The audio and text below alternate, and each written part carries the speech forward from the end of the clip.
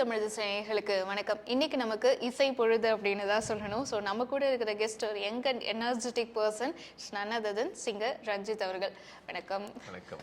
எப்படி இருக்கீங்க சார்? சூப்பராக இருக்கேன். இப்போ மணிஷர்மா சார் அவர் கூட ட்ராவல் பண்ண ஆரம்பிச்சும் போது நீங்கள் வந்து இண்டஸ்ட்ரிக்கு ஒரு புது நபர் அப்படிங்கும்போது ஸோ எப்படி இருந்துச்சு? ஒரு பயம் இருந்துச்சா, இல்லை ஒரு ஆர்வம் இருந்துச்சா? என்ன மாதிரியான ஒரு மனநிலை அப்படி அப்போ இருந்துச்சு உங்களுக்கு? ஸோ எனக்கு என்ட்ரு பண்ணும்போது ரொம்ப பயம். ஏன்னா என்னன்னே தெரியாது. பெரிய கடல், இந்த கடலில் தான் வந்து நம்ம பெரிய பெரிய நான் சொன்ன மாதிரி ஜாமவான்கிற யேசுதாஸ் சார், எஸ்பிபி சார்லாம் பார்த்து நம்ம எப்படிப்பட்ட ஒரு இண்டஸ்ட்ரி அப்படின்னு தெரியும்.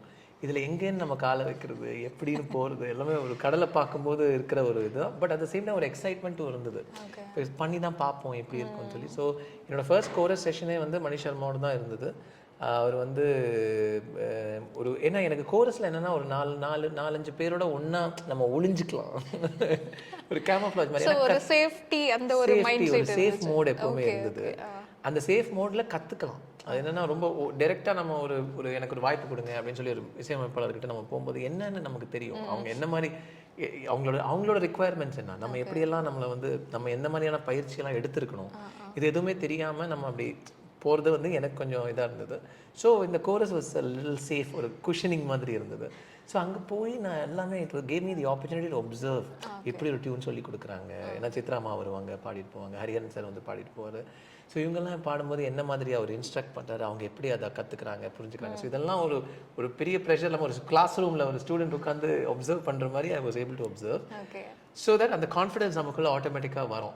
ஸோ அந்த ஒரு கான்ஃபிடன்ஸ் வந்ததுக்கப்புறம் சரி நீ பாடு அப்படின்னு சொல்லும்போது நம்மளுக்கு ஓரளவுக்கு அந்த ஒரு ட்ரை பண்ணுவோம் அப்படின்னு சொல்லி அந்த கான்ஃபிடன்ஸ் வரும். ஸோ அப்படி வந்தது தான். அண்ட் அஃப்கோர்ஸ் அதுக்குள்ளே வந்ததுக்கப்புறம் ஃபுல் ஆஃப் க்யூரியாசிட்டி. ஏன்னா எப்படி ஒவ்வொரு பாடலும் வந்து ஒரு புது அனுபவம். ஏன்னா எஸ்பெஷலி இப்போ போக்ரிலாம் பார்த்தீங்கன்னா அந்த டோல் அந்த மாதிரியான பாடல்கள்லாம் வந்து ரொம்ப வித்தியாசமான பாடல்கள் எனக்கு தெரிஞ்சு. One of its kind. So அப்படியான பாடல் then and the most beautiful thing about film music என்னன்னு பார்த்தீங்கன்னா அந்த வெரைட்டி. திடீர்னு ஒரு சோக பாடல், திடீர்னு ஒரு குத்து பாடல், டக்குன்னு அடுத்த பாடல் வந்து ஒரு ரொமான்டிக்கான பாடல். ஸோ இந்த மாதிரி ஒரு வெரைட்டிலலாம் நமக்கு விளையாடுறதுக்கான ஒரு வாய்ப்பு. நம்ம குரலை வந்து மேக்ஸிமம் பிளெண்ட் பண்ணி யூஸ் பண்ணி அது எப்படியெல்லாம் நம்மளால் பண்ண முடியும் நமக்கே தெரியாது. இன்ஃபேக்ட் அதை எக்ஸ்ட்ராக்ட் பண்ணுற கம்போசர்ஸ் கிட்ட தான் அது இருக்குது. நம்ம ஒரு கருவி மாதிரி, அந்த கருவியை எப்படி வேணால் வாசிக்கலாம். ஆனால் நம்ம வந்து ஒரு கருவி மாதிரி அவங்கக்கிட்ட நம்ம சரண்டர் ஆகும்போது அவங்க பல விஷயங்கள் நம்மளை வச்சு நம்ம ஒரு இன்ஸ்ட்ருமெண்ட்லாம் நம்மள்கிட்ட கொண்டு வரும்போது அப்போ தான் நமக்கு வியப்பாக இருக்கும். ஓ இப்படிலாம் பாடலாமா, நம்மளால் இதுவும் பண்ண முடியுமா. So that was an exciting thing. So உங்களோட அந்த டிஸ்கோகிராஃபி எடுத்து பார்த்தோம் அப்படின்னா நீங்கள் சொன்ன மாதிரி வந்து ஒரு நாள் வந்து மெலோடி, ஒரு நாள் வந்து அந்த மாதிரி பெப்பியான சாங்ஸ், வெரைட்டிஸ் வந்து நிறைய வந்து கொடுத்துருக்கீங்க. பட் உங்களுக்கு வந்து எது வந்து ரொம்ப கம்ஃபர்ட் ஜோனாக இருந்துச்சு பாடுறதுல? இல்லை எனக்கு இதில் வந்து எனக்கு இன்னும் கொஞ்சம் ஒரு படி மேலே போய் நான் இன்னும் சூப்பராக பெர்ஃபார்ம் பண்ணுவேன் அப்படின்னு நீங்கள் ஃபீல் பண்ண ஜானர்னா என்ன சொல்வீங்க? ஆக்சுவலி இதில் என்னென்னா எல்லாமே உணர்வுகள் தான், எல்லாமே எமோஷன்ஸ் தான். இப்போ நம்மக்கிட்ட என்ன ஒரு பாடல் கொடுத்தாலும் அஃப்கோர்ஸ் நான் சொன்ன மாதிரி என்னோட fundamental training classical Carnatic music. So ஒரு காலகட்டத்தில் எப்படின்னா நாங்கள் எந்த பாட்டு பாடினாலும் அந்த கர்நாடிக் சாயல் வந்துக்கிட்டே இருக்கும். ஒரு சாதாரணமான சும்மா ஒரு எக்ஸாம்பிளுக்காக சொல்கிறேன். நீங்கள் இதே நீங்களே ரியலைஸ் பண்ணது தானே, வெளியே இருந்து வந்ததா? இல்லை, அது ஒரு இன்ஃப்ளூயன்ஸ். அது ஏன்னா நம்ம அதிலேயே ட்ரைனிங் எடுத்துக்கிட்டு இருக்கும்போது நம்மளை அறியாமல் சப்கான்ஷியஸாக நமக்கு வந்து அது ஆட்டோமேட்டிக்காக வந்துடும். ஒரு ஸோ நார்மலாக நம்ம வந்து ஒரு படந்து அவள் அப்படி ஒன்றும் அழகில்லை, அவளுக்கு யாரும் இணை இல்லை, அவள் அப்படி ஒன்றும் கலர் இல்லை, ஆனால் அது ஒரு குறை இல்லை அப்படின்னு சொல்லும்போது இது கொஞ்சம் கிளாசிக்கலாக பண்ணும்போது அவள் அப்படி ஒன்றும் அழகில்லை ஆனால் அது ஒரு அப்படி கொஞ்சம் அந்த கிளாசிக்கல் ஸ்டைல் நம்மளுக்கு அறியாமல் வந்துடும். பட் நம்ம அதை கொஞ்சம் கான்ஷியஸாக நம்ம கொஞ்சம் ரொம்ப கேர்ஃபுல்லாக இல்லை அந்த இன்ஃப்ளூயன்ஸ் வர்றதை வந்து நம்ம கரெக்டாக கேட்ச் பண்ணி அதை சட்டில் பண்ணி ஸோ இந்த மாதிரியான எக்ஸ்பெரிமெண்ட்ஸ்லாம் நமக்கு ட்ரை பண்ணுறதுக்கான வாய்ப்புகள் கிடைக்கும். ஸோ அது வந்து நீங்கள் சொன்ன மாதிரி எனக்கு வந்து melody is one of my favourite genres. ஏன்னா மெலடிஸோட பியூட்டி என்னன்னு பார்த்தீங்கன்னா நம்ம அப்படியே இழுத்துக்கிட்டே போவோம். இப்போது சொல்லிட்டாலே அவள் காதலைங்கிற மாதிரி ஒரு பாட்டாக இருக்கட்டும், அது கூட எப்படின்னா அது பாடும்போது அது பாடிக்கிட்டே இருக்கலான்னு தோணும். ஏன்னா அது வந்து ஒரு முடிவு இருக்காது. கடைசியில் இமான் அவர்கள் இது கரெக்டாக இருக்குது, போதும். ஏன்னா நம்மளை பொறுத்த வரைக்கும் எல்லாமே it's an experience. So melody has that power, நம்மளை உள்ளே இழுத்துட்டு போயிடும். மற்ற மாதிரி பாடல்கள் இப்போ எஸ்பெஷலி ஹீரோ இன்ட்ரடக்ஷன் சாங்லாம் பார்த்தீங்கன்னா ஒரு எனர்ஜி தான் நம்ம கொடுக்குற அந்த ஒரு அது எப்படி அவர் வந்து ஸ்க்ரீனில் வந்து அவங்க எப்படி ஃபார் எக்ஸாம்பிள் ஒரு ஹே வெற்றி வேலா நம்ம ஆட்டம் தான் எகிருது தூளா அப்படின்னு அந்த எனர்ஜி, ஃபுல் எனர்ஜி. ஸோ அது வந்து ஒரு அளவுக்கு ஒரு பாயிண்ட்டுக்கு மேலே நம்ம எனர்ஜி கொஞ்சம் ட்ரெயின் ஆகிடும் என்னதான் இருந்தாலும். ஏன்னா நம்ம அவ்வளோ இது பட் பண்ணி இது மெலடி சாங்ஸ்னா நம்மளே அறிய மூழ்கிடுவோம். வந்து நம்ம முழுகிடுவோம் அதுக்குள்ள. ஸோ அந்த வகையில் தட்ஸ் த திங். பட் எல்லாமே ஒரு ஒரு எக்ஸ்பீரியன்ஸ் தான். இப்போ எப்படின்னா நம்ம சோகமும் நமக்குள்ள இருக்கு, சந்தோஷமும் நமக்குள்ள இருக்கு, அண்ட் பலவிதமான சோகங்கள் இருக்கு, பலவிதமான ரொமான்ஸ் இருக்கு. ஸோ இது எல்லாமே ஒரு பாடல் வந்து நம்ம கிட்ட இருந்து எக்ஸ்ட்ராக்ட் பண்ணும் ஆக்சுவலி சொல்லணும்னா. ஸோ அதே மாதிரி வந்து நீங்கள் பாடின அந்த 2 ரீமிக்ஸ் சாங்ஸ் அப்படிங்கிறது பயங்கரமாக ஹிட் ஆச்சு. லைக் என்னம்மா கண்ணு ஒன்று, அப்புறம் என்னோட ராசி. ஸோ அது வந்து பயங்கரமாக ஹிட் ஆச்சு. பட் நீங்கள் வந்து அந்த ரீமிக்ஸ் அப்படிங்கிறது அப்போ வந்து செலிப்ரேட் பண்ணாங்க. பட் அதுக்கப்புறமா அது மேலே வந்து ரீமிக்ஸ் பண்ணணுமா, நெஜ சாங்ஸை வந்து கெடுக்கிறாங்க அப்படிங்கிற மாதிரிலாம் வந்து சொன்னாங்க. பட் ஸ்டில் ரீமிக்ஸ் அப்படிங்கிறது ஹிட் ஆனாலும் உங்களுக்கு வந்து அந்த டைமில் என்ன மாதிரியான ஒப்பீனியன் இருந்துச்சு ரீமிக்ஸ் மேலே? ஆனஸ்ட்லி என்னை பொறுத்த வரைக்கும் it was an opportunity to be a part of something. என்னை பொறுத்த வரைக்கும் ரீமிக்ஸாக இருக்கட்டும், ஒரிஜினலாக இருக்கட்டும், நமக்கு வந்து ஒரு பாடுறதுக்கு ஒரு வாய்ப்பு கொடுக்கும்போது அதை வந்து ஃப்ரெஷ்ஷாக எந்த அளவுக்கு புதுசாக நம்மளால் அதை அப்ரோச் பண்ணி அந்த பாட்டை பாட முடியும். இப்போ நீங்கள் சொன்ன மாதிரி என்னம்மா கண்ணெல்லாம் வந்து ராஜா சாரோட பாட்டு பாடி எல்லாரும் பட்டி தொட்டி எல்லாருமே கேட்டது தான். பட் இமான் அவர்கள் வந்து அந்த திருவிளையாடல் ஆரம்பம் படத்தில் வந்து அதை ட்ரை பண்ணும்போது கொஞ்சம் இன்ட்ரெஸ்டிங்கான பீட்ஸ், இன்ட்ரெஸ்டிங்கான ஒரு டேக் அந்த பாட்டில் இருந்தது. And of course again it was between Prakash Raj and Dhanush. அந்த சிச்சுவேஷனுக்காக அந்த பாடல் அந்த மாதிரி எடுத்து ரீமிக்ஸ் பண்ணியிருந்தாங்க. So I thought was very interesting. அது வந்து ஒரு முயற்சி. And Karthik and I got to Singh the song. So அதுவும் ஒரு சின்ன ஒரு ஃபன்னான ஒரு, ஏன்னா அது போட்டி பற்றி ஒரு சாங். ஆனஸ்ட்லி ஐ ஃபீல் ரீமிக்ஸாக இருக்கட்டும், ஒரிஜினலாக இருக்கட்டும், மக்கள் தீர்ப்பு மகேசன் தீர்ப்புங்கிற மாதிரி தான் அது. ஏன்னா நீங்கள் சொன்ன மாதிரி சில ரீமிக்ஸ் பாடல்கள்லாம் கொண்டாடி இருக்காங்க, பட் சில பாடல்கள்லாம் வந்து ரிஜெக்டும் பண்ணியிருக்காங்க. So at end of the day they are the ultimate judge. அது நம்ம வந்து எல்லாமே ஒரு முயற்சி தான். ஃப்ரெஷ்ஷான பாடலாக இருந்தாலும் ரீமிக்ஸாக இருந்தாலுமே அதில் என்ன புதுசாக இருக்குது, அந்த ரீமிக்ஸ்லேயும் ஏதாவது ஒரு புது ட்விஸ்ட் இருக்கணும், ஏதாவது ஒரு ஃப்ரெஷ்னஸ் இருக்கணும். அதில் இருந்தால் தான் மக்கள் அதை அக்செப்ட் பண்ணுவாங்க. ஸோ இல்லை சம்டைம்ஸ் அது விஷுவலாக கூட போகும். சும்மா ரீமிக்ஸ்னு சொல்லும்போது ஆடியோ வைஸ் அது கொஞ்சம் சிமிலராக இருந்தாலும் விஷுவலி அவங்க எதாவது புதுசாக ட்ரை பண்ணி அதனாலையும் அது மக்களுக்கு பிடிக்கிற மாதிரி இருக்கும். ஸோ இது எல்லாமே ஒரு கிரியேட்டிவ் முயற்சி தான். அண்ட் ஐ ஃபீல் அதில் வந்து எதுவுமே கெட்டது நல்லதுன்னு இருக்குன்னு நான் நம்பலை. ஐ ஃபீல் முயற்சி, ஒரு கிரியேட்டிவ் முயற்சி, எக்ஸ்பெரிமெண்ட்னு சொல்லும்போது எவ்ரி திங் இஸ் ஓகே, எல்லாமே அல்லவர் தான். பட் நீங்கள் சொன்ன மாதிரி I mean like I said, ultimate தீர்ப்பு மக்கள் சொல்லுவாங்க. ஸோ இப்போ நீங்கள் சொன்ன மாதிரி அந்த டைமில் ஐ ரிமெம்பர் நிறைய ரீமிக்ஸஸ் வந்தது. பட் மக்களோட நிறைய பேர் அப்படி தான் வாய்ஸ் அவுட் பண்ணாங்க. இது வந்து நல்லா ஏன் அப்படி பண்ணுறாங்க, ஒரிஜினலாகவே நீங்கள் பண்ணலாமே, இது என்ன இன்ட்ரெஸ்டிங்காக இல்லை அப்படின்னு அவங்க, எஸ்பெஷலி அந்த பாட்டு எந்த அளவுக்கு ஹிட் ஆகுதுங்கிறது நமக்கு தெரியும் போது தென் கம்போசர்ஸும் மாறி வேற ஒரு ரூட்டில் போவாங்க. So that's what happens. Sir இப்போ வந்து நீங்கள் உங்களோட பீரியட் வந்து நீங்கள் சிங்கராக ஸ்டார்ட் பண்ண சமயத்தில் இந்த சோஷியல் மீடியாங்கிறது அவ்வளோ இன்ஃப்ளூயன்ஸ் பண்ணலை ஐ திங்க் ஸோ பட் இப்போ வந்து அதோட சுச்சுவேஷனே வேறு. ஸோ ட்ரெண்டிங் அப்படிங்கிறதுக்காகவே வந்து சாங்ஸ்லாம் வந்து க்ரியேட் பண்ணிட்டு இருக்காங்க. ஒரு இன்டர்வியூவில் வந்து ஐ ஹோப் ஜிவி பிரகாஷ் அப்படின்னு நினைக்கிறேன். ஸோ அவர் வந்து என்ன சொல்லியிருந்தேன், ட்ரெண்டிங்க்கு வந்து சாங் வந்து அப்போதைக்கு மட்டும்தான், பட் அதையும் தாண்டி நம்ம போடுறதா வந்து லாங் லாஸ்டிங் அப்படிங்கிற மாதிரி சொல்லியிருந்தாரு. But what is your opinion on these kind of trending songs? இன்னைக்கு ஐ திங்க் எவ்ரிதிங் வந்து commercial has always been on the forefront of film making. ஏன்னா படம் நீங்கள் வந்துட்டாலே இட்ஸ் கமர்ஷியல் மூவி மேக்கிங். இது வந்து நீங்கள் இப்போ ஒரு கர்நாடிக் இசையில் ஒரு கசல் அந்த மாதிரியான சில ஜானர்ஸ்லாம் பார்த்தீங்கன்னா அதெல்லாம் வந்து ஒரு பியூர் ஆர்ட் ஃபார்முக்காக அந்த ஆர்ட்டை வந்து உயிர் வாழ வைக்கிறதுக்கான ஒரு விஷயம். பட் சினிமான்னு சொல்லும்போது there's a lot of commercial elements involve.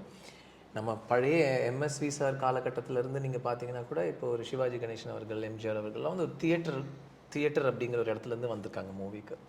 So தியேட்டரோட ஒரு மோஸ்ட் கமர்ஷியல் ஃபார்மேட் தான் படம். ஸோ எல்லாமே வந்து அந்த மார்க்கெட்டை பொறுத்து இருக்குது. அந்த மார்க்கெட் பிளேஸ்னு ஒன்று இருக்குது. What works, what makes more money, அதுதான் ட்ரெண்டு. அங்கே தான் அதை பிடிச்சி தான் போகுது. பிஸ்னஸ்ங்கிற விஷயம் எப்போவுமே இருக்கும், எல்லா காலகட்டத்திலையும் இருந்திருக்கு. இப்போ இளையராஜா சார் வந்தப்போ கூட அஃப்கோர்ஸ் மியூசிக்கோட அந்த குவாலிட்டி அந்த இதெல்லாமே ஓங்கி நிற்கிற ஒரு காலகட்டமாக இருந்தால் கூட அதுலேயும் he was able to deliver. மக்கள் வந்து அவ்வளோ அவரோட சிடிஸ் வாங்குற ஒரு விஷயமா இருக்கட்டும், அப்படி வேற லெவலில் he was also commercial hit. So இன்னைக்கு வந்து நீங்கள் சொல்கிற மாதிரி அந்த கமர்ஷியல் ஆஸ்பெக்ட் வந்து குவிக்காக டிசைட் ஆகிடுது ஆன் சோஷியல் மீடியா. ஏன்னா முன்னாடி வந்து ஒரு கேசட்டை வந்து அவங்க ஒரு 4 பேர் உட்காந்து ஒரு ரூமில் உட்காந்து டிஸ்கஸ் பண்ணி பாட்டு கம்போஸ் பண்ணி அதை வந்து ஸ்டுடியோவில் ரெக்கார்ட் பண்ணி அதை வந்து டேப் ரெக்கார்டர்ஸ் ஒரு வாட் எவர் சிடிஸில் ரிலீஸ் ஆகி அது மார்க்கெட் பிளேஸ்க்கு வந்து அதுக்கப்புறம் இவ்வளோ நாள் அது ஓடி அதுக்கப்புறம் தான் அதோட தெரியுது எந்த அளவுக்கு அது ப்ராஃபிட்டபிள்னு. இன்னைக்கு அப்படி இல்லை.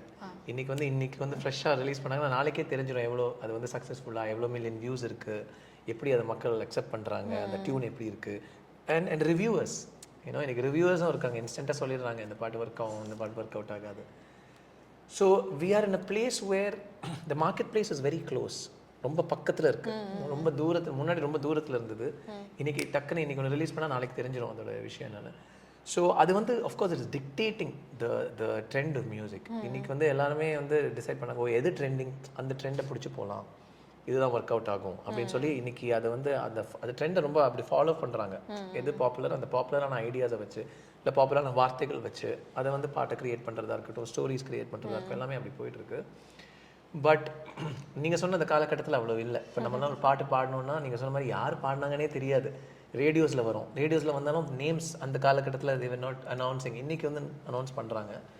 பட் அப்படி பார்த்தீங்கன்னா மேக்ஸிமம் கம்போசர்ஸ் கூட அனௌன்ஸ் பண்ண மாட்டாங்க. இந்த படத்தில் இருந்து இந்த விஜயோட பாடல் இல்லை ரஜித் சாரோட பாடல் அப்படின்னு சொல்லி விட்டுடுவாங்க. பட் ஸோ அது வந்து இன்னைக்கு நீங்கள் சொன்ன மாதிரி ஒரு பாட்டு பாடினாங்கன்னா யார் பாடினாங்க, லிரிக்ஸ் யார் எழுதுனாங்க, சினிமாட்டோகிராஃபி யார், இது யார், எல்லாமே வந்து எல்லாருக்குமே அவ்வளோ ஃபாலோவர்ஸ் அந்த ஒரு ஒர்க்லேயே ரிலீஸ் ஆகிடும். It's a great time.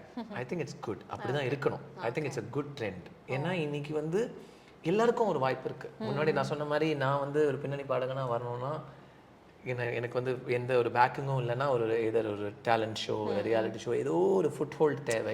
வாய்ப்புங்கிறது ஒரு மியூசிக் டைரக்டரால தான் எனக்கு கொடுக்க முடியும். அப்போ நான் மியூசிக் டைரக்டர் எப்படி என் மியூசிக் டைரக்டர் முன்னாடி எப்படி போய் நிற்பேன், ஒன்று ஒரு ஸ்டூடியோவில் போய் மீட் பண்ணுவோம், அது அவங்க பிஸியாக இருக்கிற டைமாக இருக்கும். என் திறமையை நான் எப்படி அவங்க முன்னாடி கொண்டு வர்றது, it was a big task. You have to be really lucky enough to do that.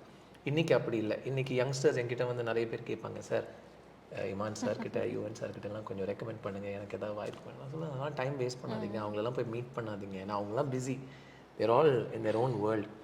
நீங்கள் உங்களோட சோஷியல் மீடியாவில் உங்கள் திறமையை முதல்ல வெளிப்படுத்துங்க.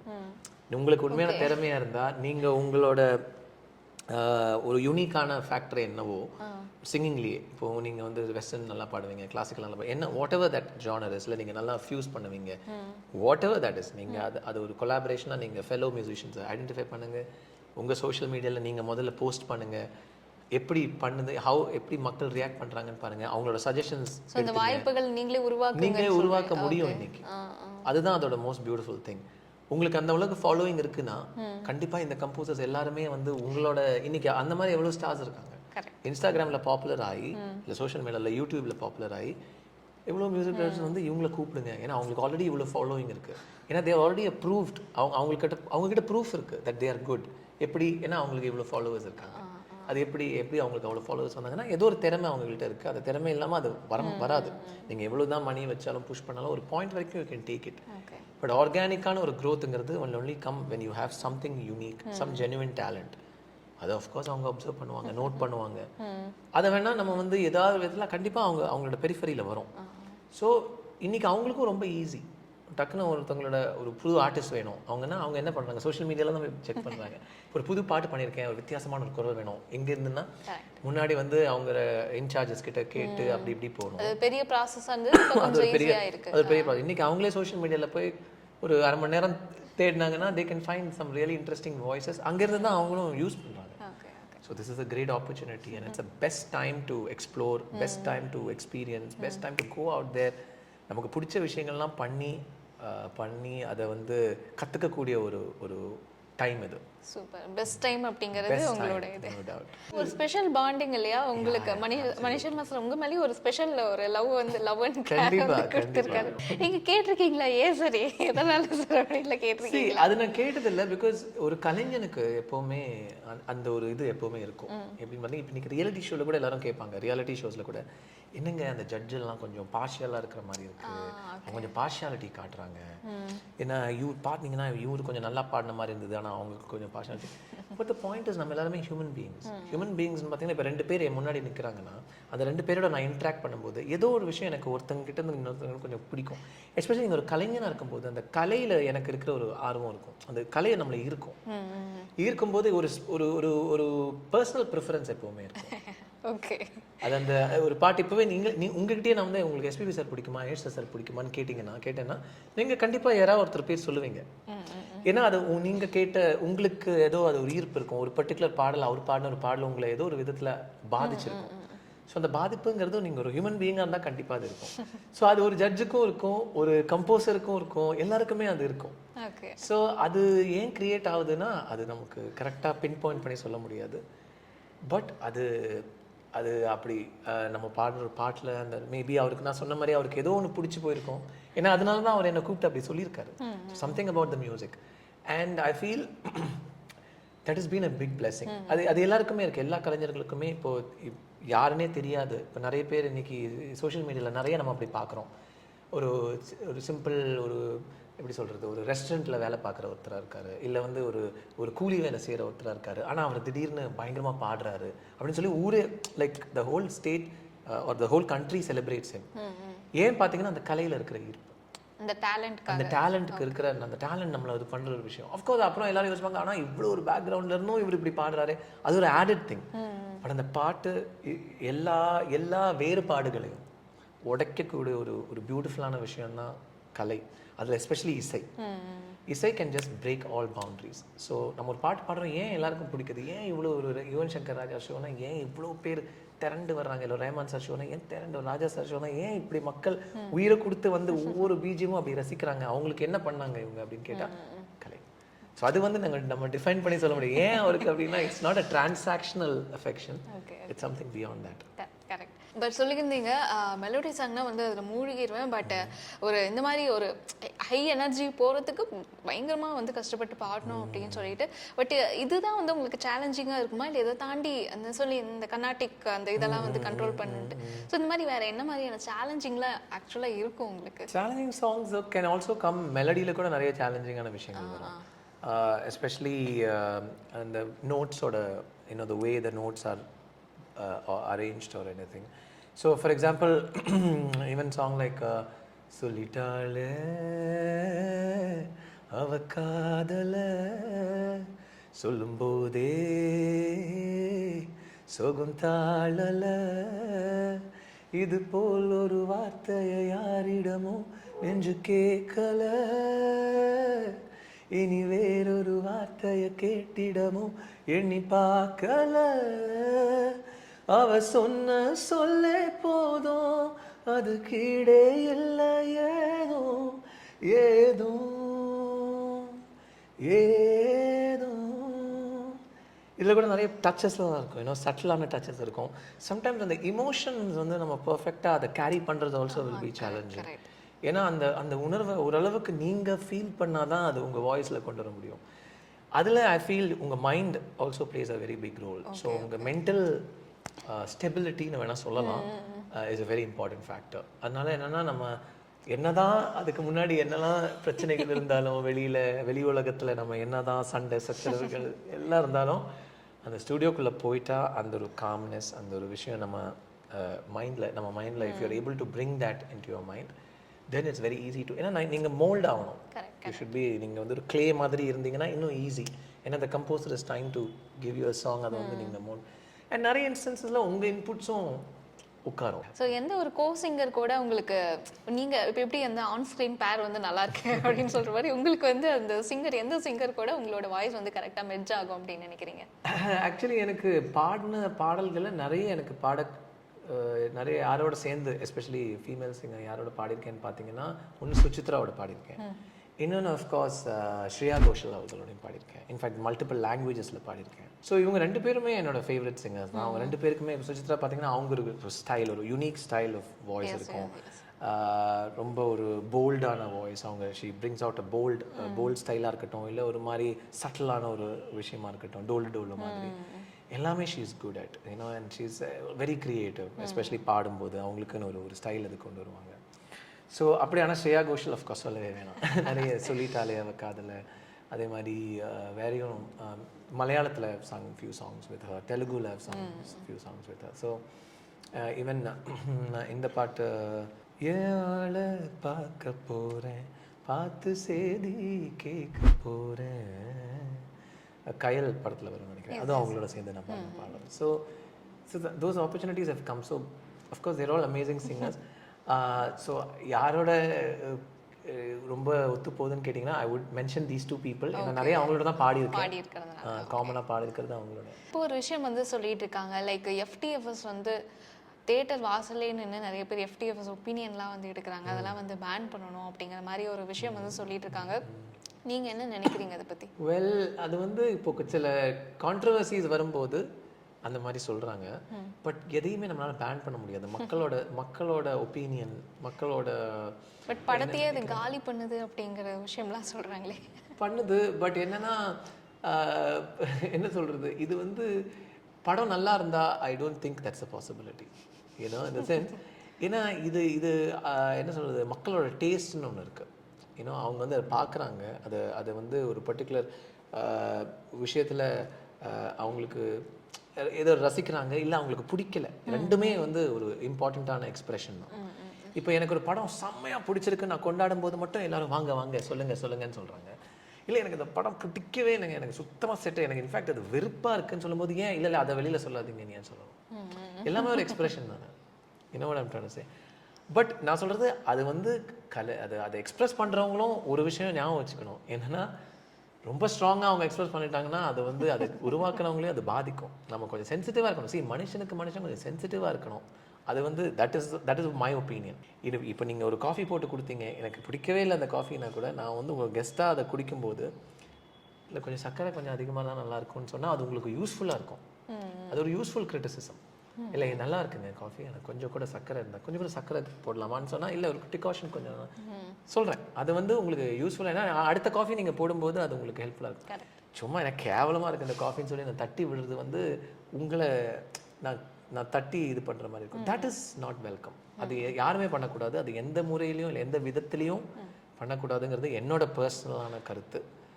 ஸோ நீங்கள் சொன்ன மாதிரி தியேட்டர் வாசல்லே வந்து நல்லா இருக்கா நல்லா இல்லையான்னு கேட்குறது வந்து தப்பு கிடையாது. ஆனால் அதை வெளிப்படுத்துகிற மக்கள் கொஞ்சம் சென்சிட்டிவாக கொஞ்சம் கேர்ஃபுல்லாக, ஏன்னா இதுக்கு பின்னாடி இதை உருவாக்குறவங்களும் மனுஷங்க தான். அவங்களும் ராப்பகலாக இதை வந்து ஒரு பெரிய ஒரு விஷயமா ஏதோ அவங்க மைண்டில் கன்சீவ் பண்ணதை வந்து சின்சியராக அவங்களால முடிஞ்ச மாதிரி அவங்க ட்ரை பண்ணியிருக்காங்கிறதுல மறக்காமல் ஏன்னோ அவங்க ஒரு ரிவ்யூ கொடுத்தாங்கன்னா அது யூஸ்ஃபுல்லாக இருக்கும்.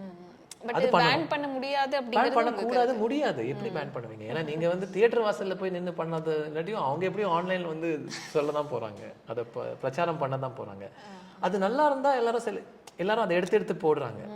நல்லா இல்லாட்டி அதை விட்டுருங்க, பரவாயில்ல. நல்லா இல்லைங்கிற ஒரு விஷயம் வந்து ஒரு பர்சனலான ஒரு ஒப்பீனியன் தான். ரெண்டுமே ஒரு பர்சனலான ஒப்பீனியன் தான். நல்லா இருக்கு நல்லா இல்லைங்கிறது. பட் அது யாராலையும் I don't feel you can contain it, and I don't think anybody should try to contain it. But அந்த ரெஸ்பான்சிபிலிட்டியை ஷேர் பண்ணலாம், அவங்களுக்கு எடுத்து சொல்லலாம், கொஞ்சம் பார்த்து பண்ணுங்கப்பா அப்படின்னு சொல்லலாம். ஸோ இன்னொரு விஷயம் வந்து டாக்காக போயிட்டு இருக்கிறது, நிறைய பிரபலங்கள் வந்து டிவோர்ஸ் அப்படிங்கிற ஒரு விஷயம் வந்து இது பண்ணுறாங்க. ஸோ டிவோர்ஸ் அப்படிங்கிறது ஜென்ரலாக எல்லா பக்கமும் நடக்கிறது. பட் எப்போ இந்த சினிமா இண்டஸ்ட்ரியில் ஒரு பிரபலங்கள் டிவோர்ஸ் அப்படிங்கும்போது அது நிறைய ஃபேன்ஸுக்குமே ஷாக்கிங்காக இருக்குது. பட் ஒய் ஏன் கண்டினியூஸ் அதுவும் இந்த கிரே டிவோர்ஸ் அப்படிங்கிற ஒரு விஷயம் வந்து நிறைய பார்த்துட்ருக்கோம் இப்போ ரீசெண்ட் டேஸில். So what is your opinion on that? See, I think it's an individual choice. இன்னைக்கு அந்த ப்ரொவிஷன் இருக்குங்கிறது ஒரு பியூட்டிஃபுல்லான விஷயம். ஏன்னா இப்போ 2 பேரால் வந்து சேர்ந்து வாழ முடியுதுன்னு சொல்லும்போது இட்ஸ் பியூட்டிஃபுல். அது ஒரு பியூட்டிஃபுல்லான ஒரு விஷயம். முடியலங்கிற போது I think everybody has the right to decide அவங்களுக்கு என்ன மாதிரியான ஒரு லைஃப் அமைச்சுக்கணும். ஏன்னா நமக்குலாம் இருக்கிறது ஒரு லைஃப் தானே. இட்ஸ் நாட் லைக் நான் வந்து ஒரு சிங்கராக பிறந்துட்டேன், எனக்கு வந்து திடீர்னு வந்து நாளைக்கு எனக்கு ஃபுட்பாலர் ஆகணும் அப்படின்னு நினச்சா வாட் இஸ் ஸ்டாப்பிங் மீ? இல்லை அப்படிலாம் பண்ணக்கூடாது அப்படின்னு ஒருத்தங்க வந்து இல்லை நீங்கள் வந்து சிங்கராக வந்துட்டீங்களா, சிங்கராக தான் நீங்கள் சாகணும்னு ஒருத்தங்க என்னை ஃபோர்ஸ் பண்ணால் எனக்கு அதில் இருக்கிற ஆர்வமே போயிடும்.